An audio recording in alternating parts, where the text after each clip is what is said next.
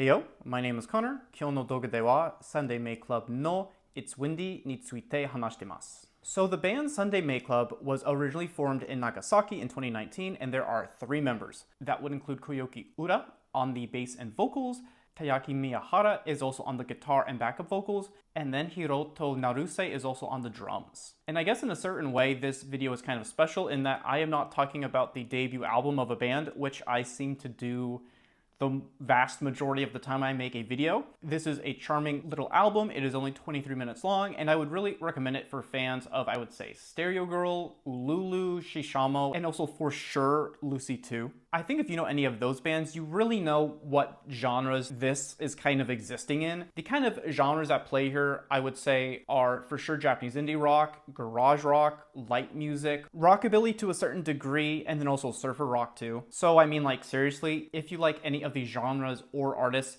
this is right up your alley. And I highlighted those artists because the music here is very similar song composition wise, energy wise, and also just kind of general sound wise too. Plus, none of those bands have really released anything in a while. Shishamo usually has yearly releases, but other than that, the others haven't, and I really miss them. And so for that reason, I was really excited to check out this album. And also before we start the review properly, can I just say, I love the album cover. I think this is so cool looking, and it just has this real sort of mystique to it that kind of draws you in.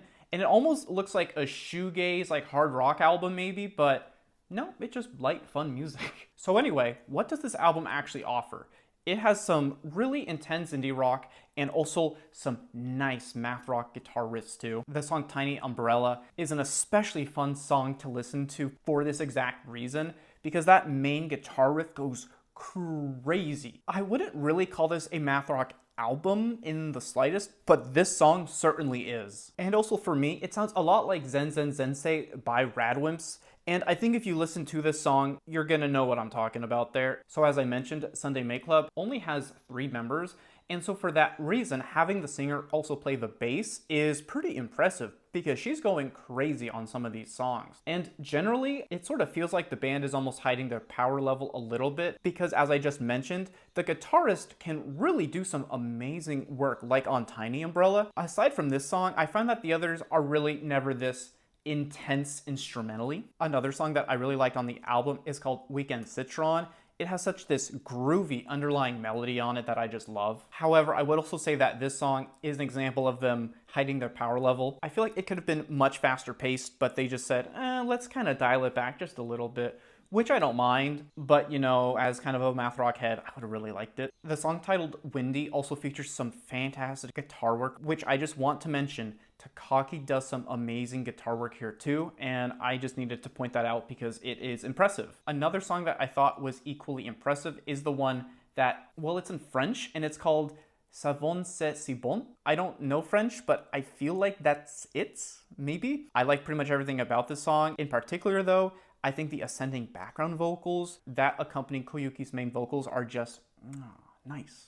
Nice choice there. So I guess one negative that I need to mention is that I don't find the lyrics are anything to really write home about. They are fine, they're good, they're nothing really special though. I feel like they're just kind of general Japanese indie rock lyrics here. Like for instance, there is a lot of general talk of let's go to a vague city in the future, let's go there together. And I find that you really get a song like that on pretty much every Japanese indie rock album these days. So while on one hand, I'm not really crazy about the lyrics, on the other, I think Koyuki's vocals are really good, actually. Though on the other hand, I guess the other hand, the band is so good at playing their instruments and making these instrumentals that I could totally jive with them completely foregoing vocals on any future work. I just really like the sound of their music, frankly. But to go back to Koyuki's vocals again, there is just something about the cadence in which she sings and the timbre of her voice and the pitch and just the way that she sings choruses